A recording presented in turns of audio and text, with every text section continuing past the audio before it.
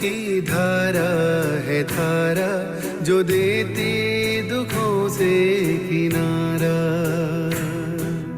मुरली अमृत की धारा है धारा जो देती दुखों से किनारा। भूले जीवन में हो जाए शिव बाबा मुरली में समझाए। भूले जीवन में हो जाए शिव बाबा मुरली में समझाए। तुम्हें देवता बनना है प्यारा, देखो गलती न करना दोबारा। ओ मुरली अमृत की धारा है धारा जो देती दुखों से किनारा।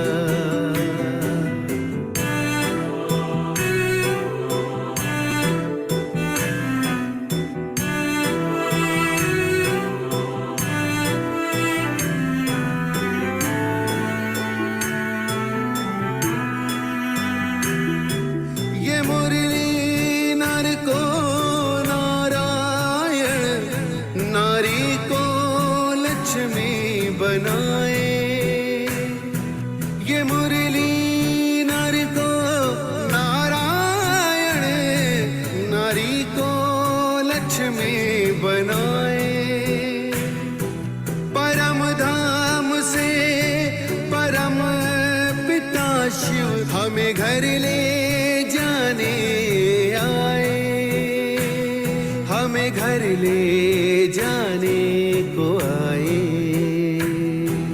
चारों युगों में जो खेल हुआ वो पूरा होने को आया।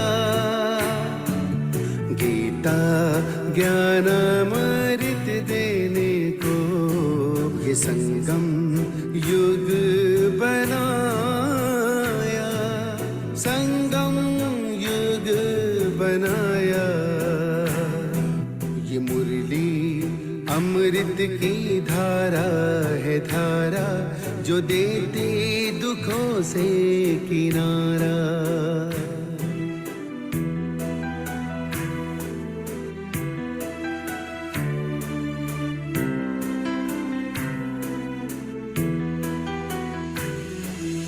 पंचामृत जल अग्नि पवन धरती और गगन है। चार दिशाएं चार फिजाएं चारों युगों को नमन है। चारों युगों को नमन है।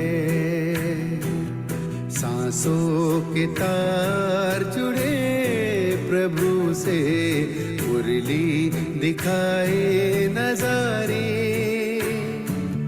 ये प्रभु पाते ही पढ़ लो सजनी साजन लाए हमारे।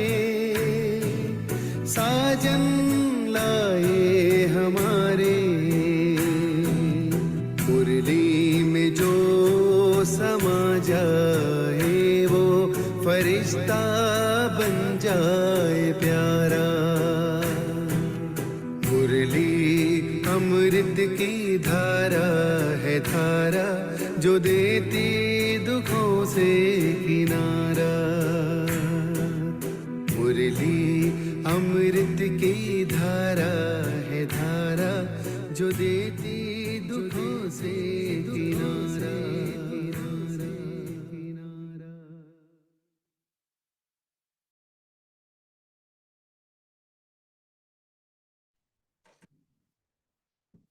ओम शांति। आवाज आ रही है? जी दीदी आ रही आ रही। आज हम सभी मुरली के बारे में समझेंगे। मुरली कहते किसे हैं? कल तक हमने ये समझा था कि परम पिता परमात्मा इस धरा पर आते हैं और आकर के साधारण बूढ़े तन द्वारा हमें ज्ञान देते हैं, आत्मा का, परमात्मा अपना ज्ञान देते हैं। और उस ज्ञान को जब हम पाते हैं तो आत्मा की तार जुड़ती है परम पिता परमात्मा से। मेडिटेशन जिसको कहा जाता है। और मेडिटेशन करते करते जो हमारे अंदर शक्तियां आती हैं, वो शक्तियों में हम सभी ने पढ़ा था 8 शक्तियों के बारे में, जो देवियों को 8 हाथों के रूप में बताई गई हैं, भुजाओं के रूप में सहयोग की निशानी।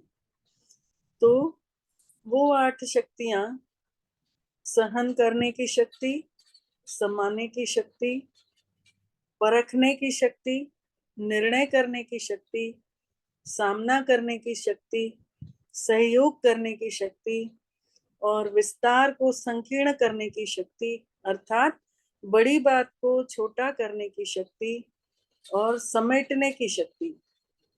ये 8 शक्तियों के बारे में हम सभी ने कल समझा था। आज हम जानेंगे मुरली किसे कहते हैं, जो श्री कृष्ण जी के हाथों में दिखाई जाती है, कांठ की बांसुरी। तो उस बांसुरी को बजाने से तो सुख शांति नहीं आती, लेकिन जब ज्ञान की मुरली सुनते हैं, इसी मुरली के बारे में उसका जिक्र है, लेकिन उसका प्रतीक दिया गया है उस बांसुरी को। अर्थात मुरली जो रहती है उसका हम एक्सप्लेन करते हैं। म मतलब मधुर, मतलब मीठी, र माने रसीली, ल माने लयकारी और बड़ी की मात्रा अर्थात ईश्वरीय वाणी, और जो ऊ की मात्रा लगी है अर्थात ओंकारी, आत्मा को रमण करवाने वाली, आत्मा को की यात्रा करवाने वाली। तो मधुर, रसीली, लयकारी, ईश्वरीय वाणी और ओमकारी, तो मुरली का अर्थ ये निकलता है। अब हम मुरली के मीठे महावाक्य, जिसको जो परमात्मा ने जब ब्रह्मा बाबा के तन में आए थे और उस समय जो उन्होंने उच्चारण किए थे महावाक्य, उन मीठे महावाक्यों की शुरुआत कैसे हुई। सबसे पहले उन्होंने कहा मीठे बच्चे, अर्थात अपने पिता अपने बच्चों से, आत्माओं से बात कर रहे हैं और कह रहे हैं मीठे बच्चे। और उसके बाद प्रश्न उत्तर रहता है। पहला पिता बन करके वो पालना देते हैं, अपने बच्चों से बात करते हैं, और जब टीचर का उनका रोल रहता है तो प्रश्न पूछते हैं टीचर बन करके। और उसके बाद लास्ट में वरदान रहता है, तो वरदान सतगुरु बनकर हमें सदगति देने के लिए वरदान देते हैं। सदगति अर्थात आत्मा को सुखों की तरफ गतिमान करने के लिए हमें वरदान देते हैं। तो सबसे पहले हम मीठे बच्चे को समझेंगे कि परमात्मा ने आज हम आत्माओं के लिए क्या कहा। परमपिता परमात्मा ने कहा मीठे बच्चे, मम्मा बाबा समान। बाबा हम लोग प्यार से उस परम पिता को कहते हैं। तो बाबा और मम्मा के समान सर्विस करने के लिए बुद्धि को सतो प्रधान बनाओ, सेवा करने के लिए बुद्धि को क्लियर बनाओ। तो मम्मा कौन, बाबा कौन?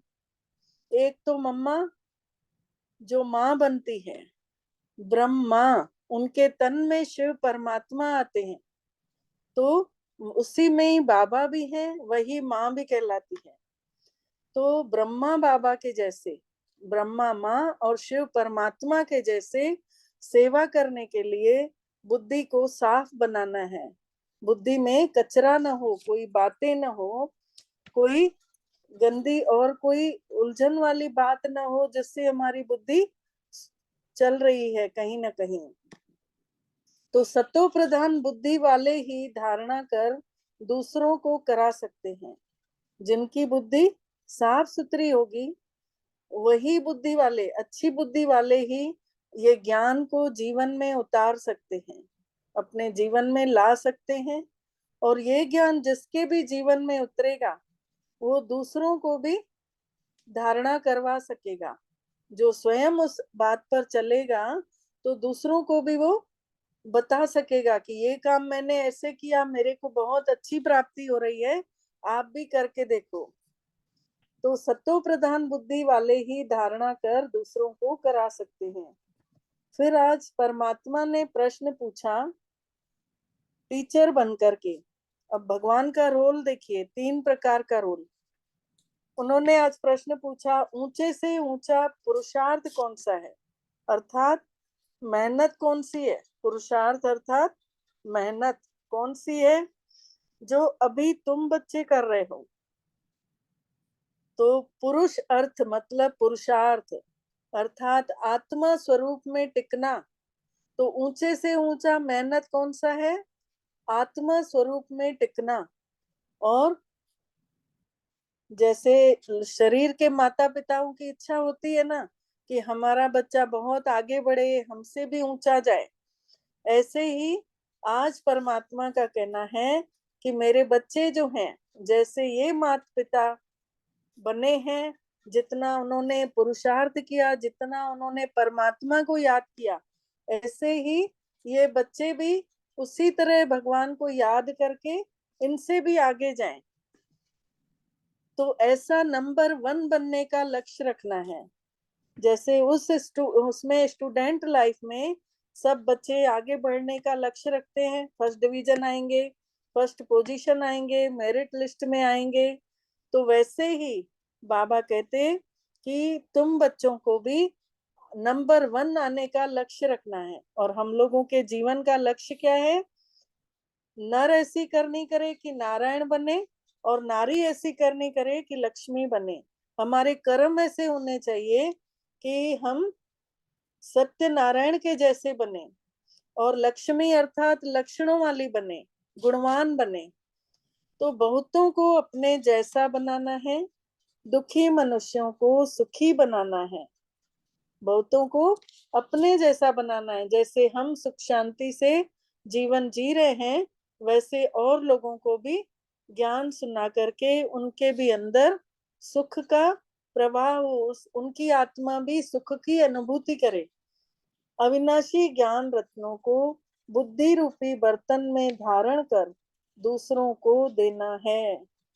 तो परमात्मा पिता से जो हमें ज्ञान रतन मिल रहे हैं, उसे हमें अपने अंदर जीवन में उतारना है, प्रैक्टिकल लाइफ में यूज करना है। और हमारे कर्मों को देख करके फिर दूसरे अपने आप बनेंगे। अगर हम अच्छा चलेंगे तो हमें किसी को कहने की जरूरत ही नहीं है, अपने आप हमारे वाइफ दूसरों की तरफ जाएंगे और वो भी अच्छे बनते जाएंगे। तो विद्या धन ऐसा है, ज्ञान का धन ऐसा होता है जो जितना बांटो वो उतना बढ़ता है। तो ये जो विद्या धन है, जितना बांटेंगे, जितना दूसरों को सुनाएंगे, उतना बढ़ेगा। आज का गीत है भोलेनाथ से निराला और कोई नहीं। भोला शिव परमात्मा को बोला जाता है ना कि भोलों का भगवान, अर्थात भोलेनाथ का भंडारा भरपूर, काल कंटक दूर। जिसके अंदर में शिव परमात्मा की याद होगी ना, उसके कष्ट कलह क्लेश सब खत्म हो जाते हैं। तो आज बाबा ने आगे, ये तो 4 पेज की मुरली रहती है, लेकिन इस 4 पेज की मुरली में सार रहता है लास्ट में। क्योंकि हम सब क्या है, धीरे धीरे मुरली को पढ़ेंगे आगे भी, लेकिन अभी पहला दिन है आज, तो इसीलिए थोड़ा सा शुरुआत पढ़ रहे हैं। बाबा ने शुरुआत की ओम शांति। अब बच्चे तो पहचान गए हैं, मतलब हम सभी आत्माएं परमात्मा को पहचान गए हैं। हमको बाप अथवा माता पिता सिखलाने वाले हैं। हमें स्वयं भगवान सिखा रहा है कि बच्चे कैसे चलो। बच्चों को ही इस खुशी में रहना है, बच्चों को मतलब आत्माओं को इस खुशी में रहना है कि अभी तो हम बेहद के बाप के बने, अर्थात परमात्मा पिता के बने हैं, और हम सभी अनलिमिटेड आत्माएं हैं। हम लोगों की गिनती नहीं है कितनी आत्माएं हैं संसार में, सब परमात्मा की संतान है। तो प्रतिज्ञा भी तो बच्चे ही करते हैं, प्रॉमिस करते हैं ना भगवान से कि बाबा अभी तो हम आपके ही हैं। परमात्मा से कहते हैं ना कि बाबा हम तो अभी आपके ही हैं, हम हैं ईश्वर के, हम सभी हैं परमात्मा के। अब लास्ट की लाइन क्या होती है मुरली की? लास्ट में परमात्मा पिता अपने बच्चों को याद प्यार देते हैं। तो जब याद प्यार देते हैं तो सब धर्मों की आत्माओं को देते हैं। उन्होंने कहा लास्ट में, हर मुरली में आखिरी में याद प्यार इस तरीके का होता है। अच्छा मीठे मीठे सिक्की लदे बच्चों प्रति मात पिता बाप दादा का याद प्यार और गुड मॉर्निंग। रूहानी बाप की रूहानी बच्चों को नमस्ते। और हम रूहानी बच्चों की भी रूहानी मात पिता बाप दादा को याद प्यार गुड मॉर्निंग और नमस्ते। अर्थात मीठे मीठे सिक्किलदे शब्द जो है गुरु ग्रंथ साहब की वाणी का निकला हुआ है, और मात पिता शब्द है गीता के महावाक्यों का निकला हुआ। गुड मॉर्निंग शब्द है बाइबल का निकला हुआ, और रूहानी शब्द है कुरान का निकला हुआ। तो परमात्मा पिता सभी धर्मों की आत्माओं से बात कर रहे हैं। तो हम सभी आत्माएं उस परम पिता के बच्चे, तो सभी धर्मों की आत्माओं को याद प्यार दे रहे हैं। अब कई बार ये भी होता है कि लोग समझते नहीं है।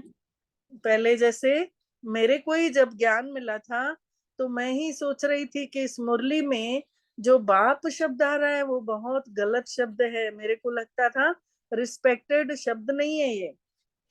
लेकिन जब परमात्मा ने मुझ आत्मा को ऐसे समझाया कि न नहीं, आत्माओं के बारे में परमात्मा बोल रहा है ना।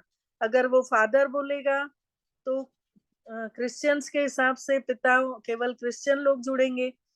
अगर वो रूहानी बच्चे बोलेगा, रूहों से बोलेगा, तो समझिए केवल मुस्लिम शब्द जुड़ेंगे, मुस्लिम लोग जुड़ेंगे।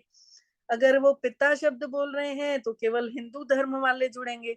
अर्थात परमात्मा पिता का कहा हुआ मतलब कहीं ना कहीं उसका रहस्य भरा हुआ है। भगवान का रहस्य होता है हर बात में, जो हम लोग नहीं समझ पाते हैं। तो वो याद प्यार देते हैं सभी धर्मों की आत्माओं से बात करके। सभी धर्मों की आत्माओं को याद प्यार दे रहे हैं। उनके लिए, भगवान के लिए तो सब बराबर है ना। तो आज मुरली के सार में बाबा ने बताया, पहला पॉइंट बोला कि पढ़ाई को धारण कर दूसरों को पढ़ाने लायक बनाना है। पहले हम अपने जीवन में उतारें, पहले हम प्रैक्टिकल अपनी लाइफ बनाएं, इसके बाद हम दूसरों को बता सकते हैं, दूसरों को भी पढ़ा सकते हैं, उनको भी परमात्मा पिता से उनकी भी तार आत्मा की कनेक्शन जो है जुड़वा सकते हैं।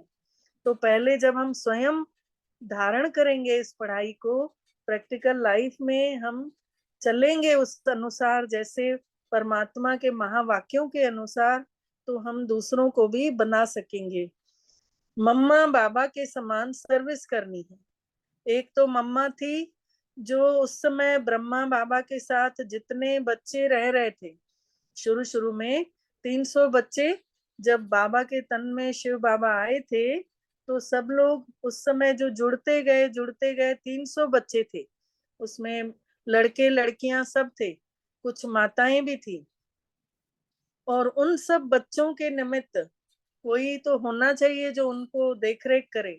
और जैसे जैसे यज्ञ बढ़ते गया, जैसे जैसे लोग बढ़ते गए, तो एक निमित्त आत्मा जो कन्या जिसके बारे में बता रही थी, उस कन्या को पता चल जाता था कि शिव बाबा अब इनके तन में आए हैं। तो उस मम्मा का उसको बोला गया, वो उस आत्मा, वो कन्या थी उस समय 9 साल की, वो धीरे धीरे ज्ञान को स्पष्ट करने लगी। छोटेपन से ही उनकी बुद्धि में क्लियर होते गया और उसको सब लोग मम्मा बोलने लग गए। तो मम्मा बाबा के जैसे सर्विस करनी है। वो फिर निमित्त बनी सभी की, सब कन्याएं थी ना, तो उनके ऊपर हेड एक होना चाहिए। तो वो हेड बनी थी, बाबा ने उनको आगे रखा था, तो उन्होंने जैसे सेवा की वैसे ही बाबा कह रहे हैं ब्रह्मा बाबा के जैसे और मम्मा के जैसे सेवा करनी है। दूसरा पॉइंट है अविनाशी ज्ञान रत्नों का दान कर। अविनाशी ज्ञान रत्न है, ये ज्ञान जो आपको 1 हफ्ते से मिला है, ये ज्ञान खत्म होने वाला नहीं है।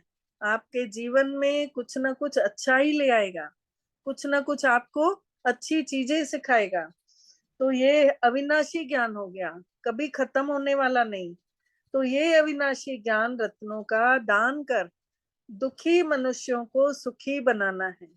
जो इस समय दुख में है, जो इस समय परेशानियों में है, उन आत्माओं को, उन मनुष्यों को सुखी बनाना है। पढ़ाई अच्छी तरह पढ़नी है।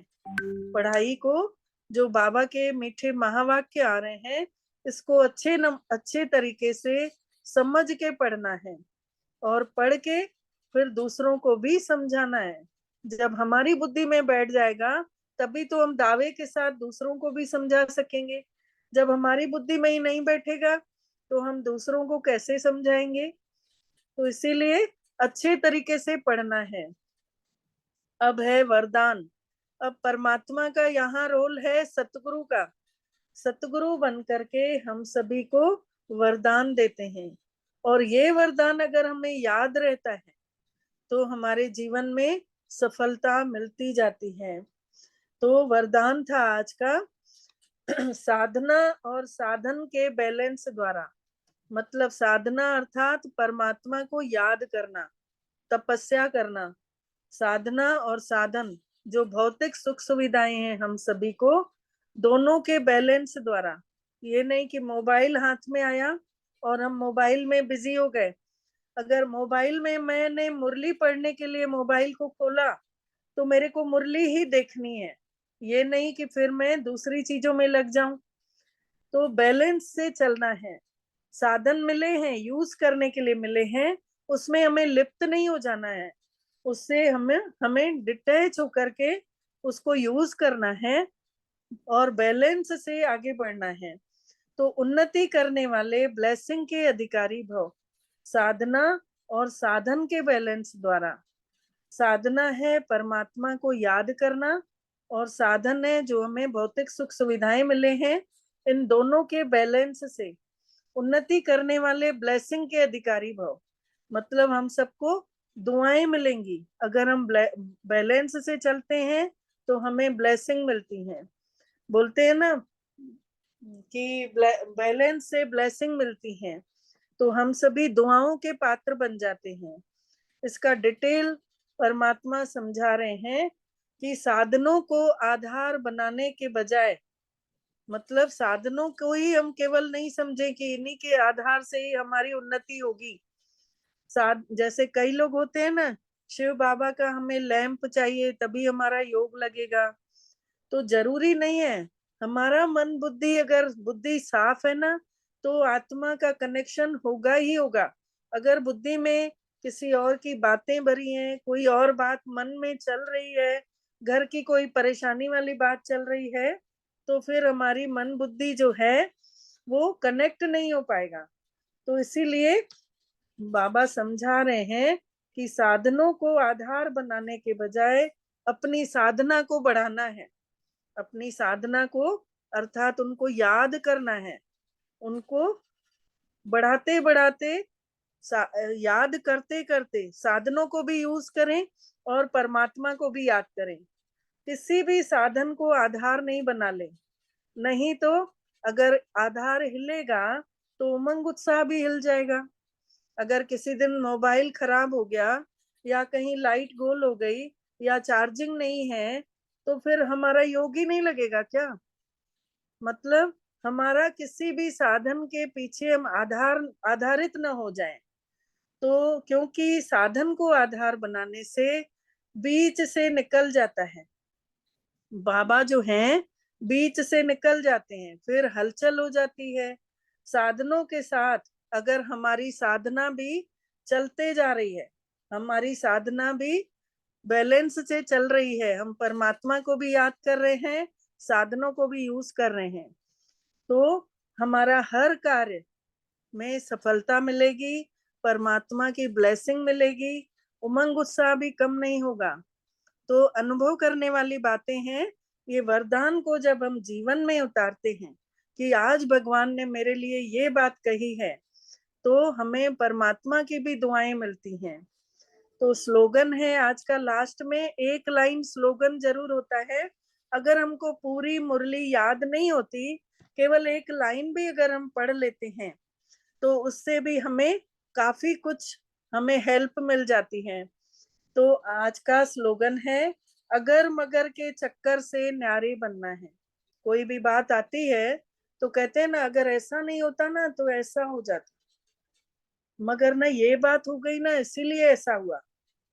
तो बाबा समझा रहे हैं कि अगर मगर के चक्कर में नहीं पड़ो, अपने आप को न्यारी आत्मा समझो। और जब हम आत्मा अनुभव करेंगे तो बाप समान शक्तिशाली बनो। लास्ट में बोला है कि बाप समान शक्तिशाली बनो। जब हम आत्मा अनुभव करेंगे तो परमात्मा की शक्तियां हमारे अंदर ऑटोमेटिक आती जाएंगी। आत्म स्वरूप में ही सब कुछ छिपा हुआ है। जब हम आत्मा अपने आप को अनुभव करते हैं तो परमात्मा की शक्तियां हमारे ऊपर बरसने लग जाती हैं। ये बात गीता में स्पष्ट लिखी हुई है।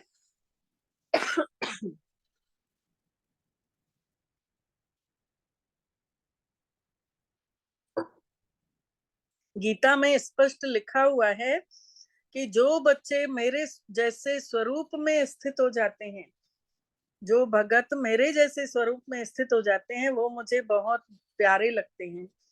तो मेरे जैसा स्वरूप अर्थात परमात्मा का स्वरूप है निराकार। तो जो आत्माएं निराकारी स्वरूप में टिकती हैं, अपने को आत्मा अनुभव करते हैं, तो उनको परमात्मा की शक्ति ऑटोमेटिक मिलते रहती है। आपने फर्स्ट डे अनुभव किया होगा और धीरे धीरे आप लोगों को डेली जो लेसन मिल रहा था उसमें भी आत्मा का पाठ जरूर आ रहा था। तो हमें हर दिन कोई भी कार्य करते, हमें अपने आप को आत्म स्वरूप में टिकाना है। ये मेहनत करेंगे तो हमें शक्तियां ऑटोमेटिक अनुभव होंगी। और सबसे बड़ी बात, हम लोग रात को जब सोते हैं तो वॉशरूम के लिए भी उठते तो हैं ही। अगर नींद खुलती है 2 बजे के बाद, कभी 3 बजे, कभी 2:30 बजे, कभी 4 बजे, कभी 4:30, मतलब 5 बजे के पहले जब भी नींद खुले तो हमें उठ करके गुड मॉर्निंग तो परमात्मा से करना ही है। और अनुभव करना है कि परमात्मा पिता मुझ आत्मा के लिए इंतजार कर रहे थे।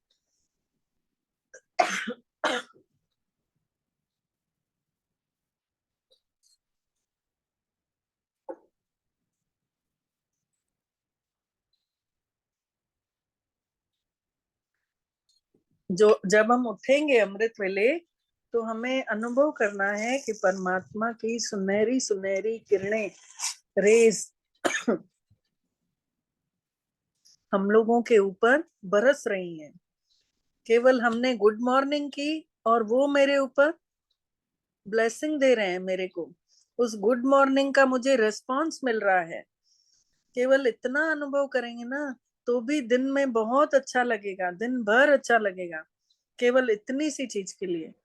तो अब हम सभी मेडिटेशन कर चले, हम मेडिटेशन की ओर। ओम शांति। अनुभव करें अपने आप को शरीर के अंदर, महसूस करें मैं इस शरीर की जान हूं। कितने वर्षों से मैं इस भ्रुकुटी में विराजमान हूं और अपना रोल प्ले कर रही हूँ। रोल प्ले करते करते मैं स्वयं को ही भूल जाती हूँ, भूल गई थी। अब धीरे धीरे अभ्यास करते करते इस स्मृति को पक्का करना है। मैं इस शरीर में चमकता हुआ सितारा बड़े आराम से हूँ। मेरा प्रेजेंट रहना इस शरीर में कितने सुंदर वाइब्रेशंस फैला रहा है। महसूस करें अपने आप को, इस शरीर का कारोबार पूरा अंदर बैठकर आत्मा चला रही है। बोलने वाली मैं आत्मा, देखने वाली मैं आत्मा, सुनने वाली मैं आत्मा। इस बात को पक्का कर लें, रियलाइज कर लें। इस शुद्ध मैं को जगाना है। कुछ समय के लिए आराम से स्वयं को रिचार्ज कर लें। शांत मन से उस खिंचाव का अनुभव करें। परम पिता परमात्मा, शिव पिता मुझ आत्मा को याद कर रहे हैं, खींच रहे हैं, और ये खिंचाव मुझे शरीर से अलग कर रहा है। महसूस करें इस शरीर को छोड़कर मैं बाहर निकला। सूक्ष्म ऊर्जा जो दिखाई नहीं दे रही, अनुभव कर रहे हैं। धीरे धीरे घर की छत को पार कर आकाश की ओर अपने आप को जाते हुए देखें।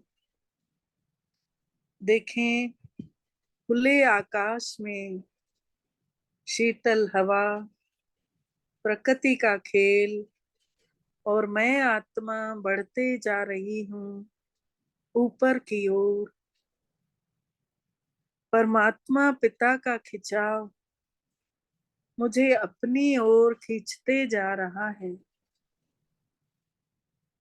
अब एक पल भी मैं आत्मा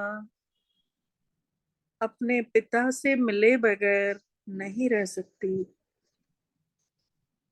अनुभव करें नीले आकाश को पार करते हुए, सफेद प्रकाश की दुनिया को भी पार करते हुए,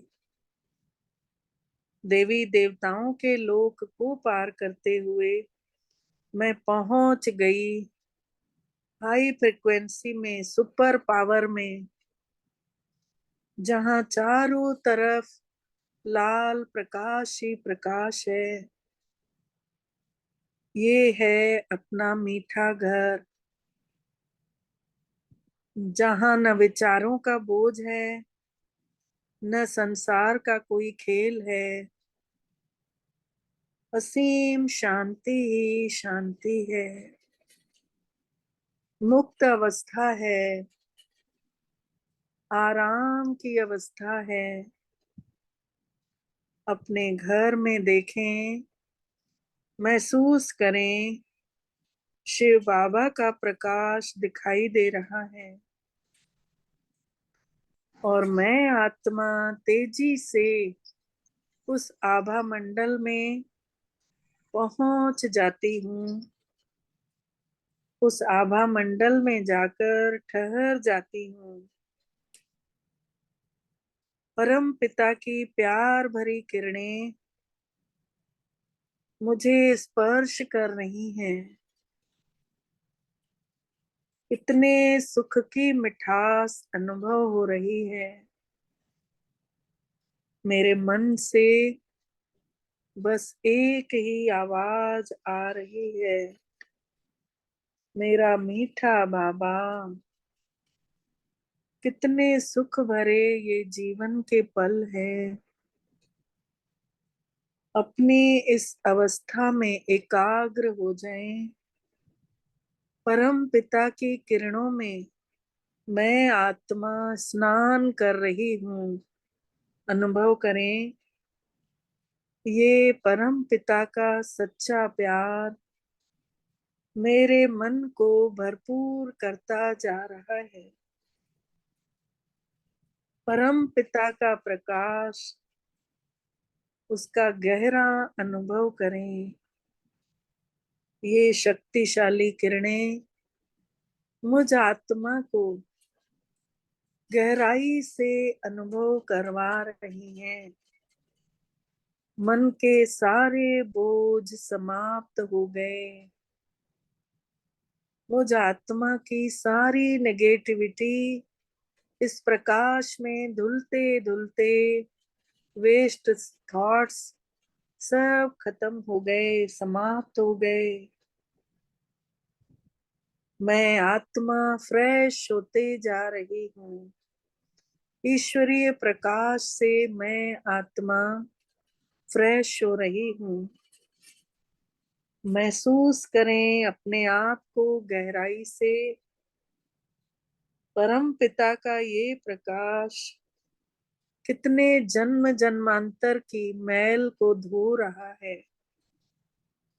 मेरे जन्मों जन्मों का बोझ हल्का हो रहा है। सारी डार्कनेस निकलते जा रही है। मैं आत्मा वापस प्योर अपनी ओरिजिनल क्वालिटी में आते जा रही हूँ। बाबा का ये पवित्र प्रकाश मैं महसूस कर रही हूँ। मैं आत्मा पवित्र प्रकाश की निकलती हुई किरणों को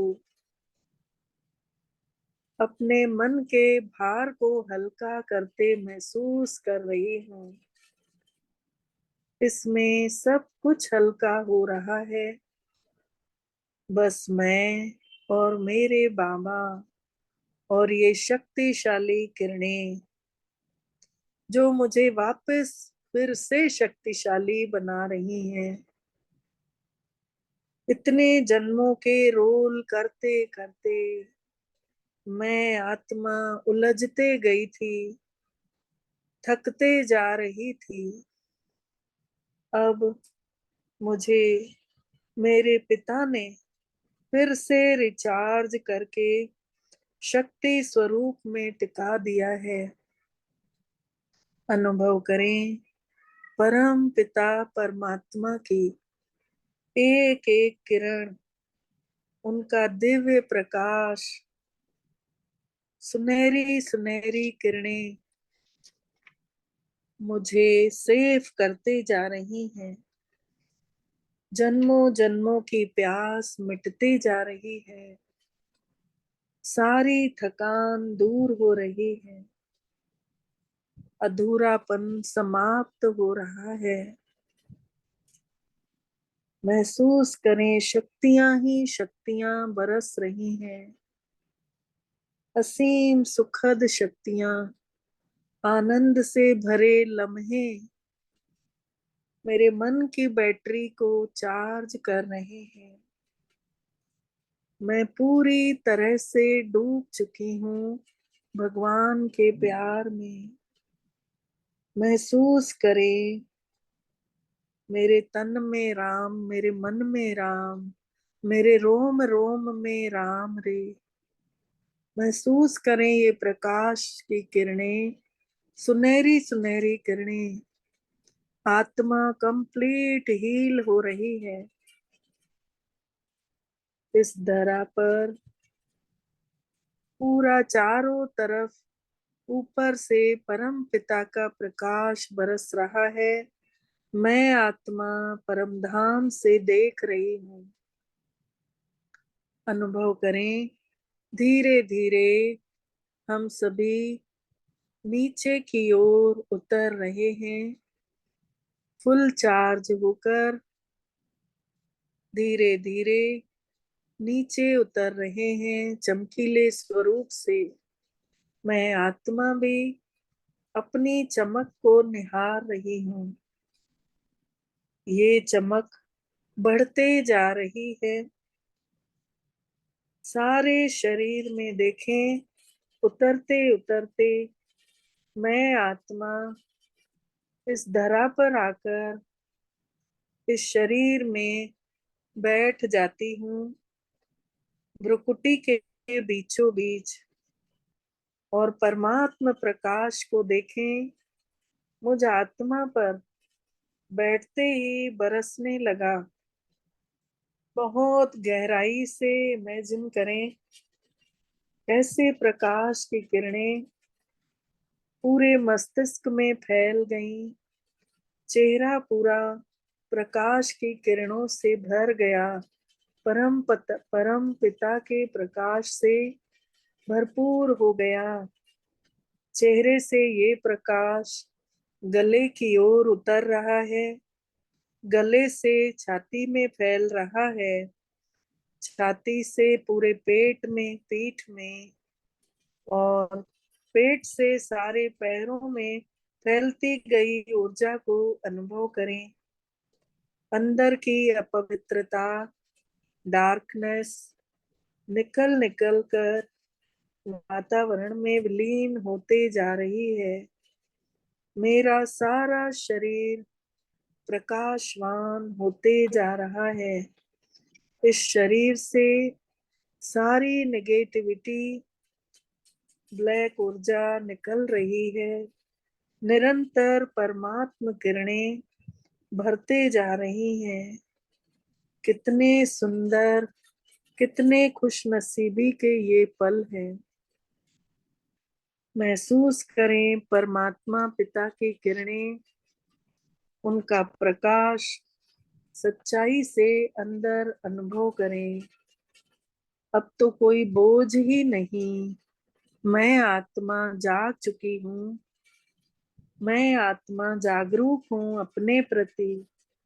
कुछ पल ठहर जाएं इस आत्म अनुभूति में, इस प्रकाश में ठहर जाएं। यही शक्तिशाली क्षण है। महसूस करें, मैं आत्म स्वरूप में हूँ। ओम शांति, ओम शांति, ओम शांति। शुक्रिया मेरे मीठे पिता, आपका दिल से शुक्रिया।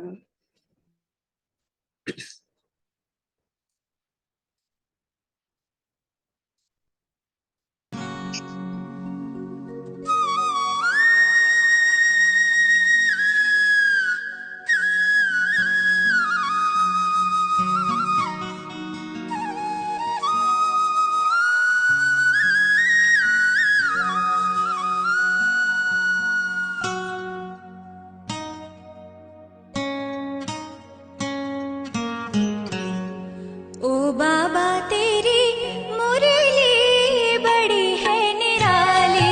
ओ बाबा तेरी मुरली बड़ी है निराली।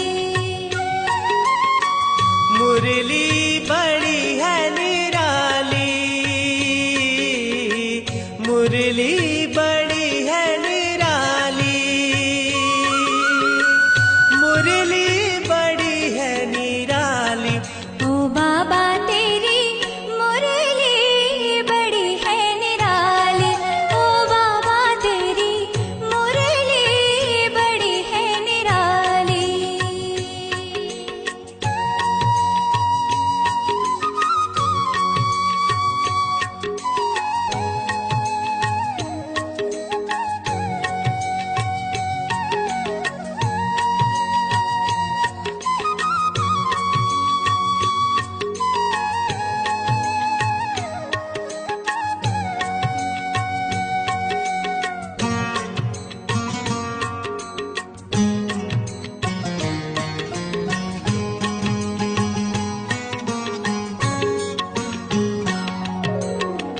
ये मुरली है न्यारी प्यारी। ये मुरली है न्यारी प्यारी। ये मुरली है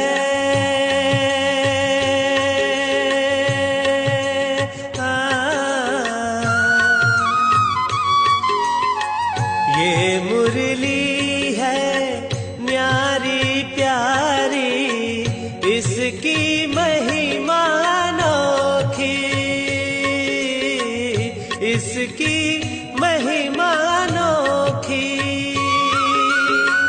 ये जादुई छड़ी है ऐसी, ये जादुई छड़ी है पत्थर को पारस करने वाली। ओ बाबा तेरी मुरली बड़ी है निराली, ओ बाबा तेरी मुरली बड़ी है निराली। मधुबन में जब बजती है तो, मधुबन में जब बजती है तो, मधुबन में जब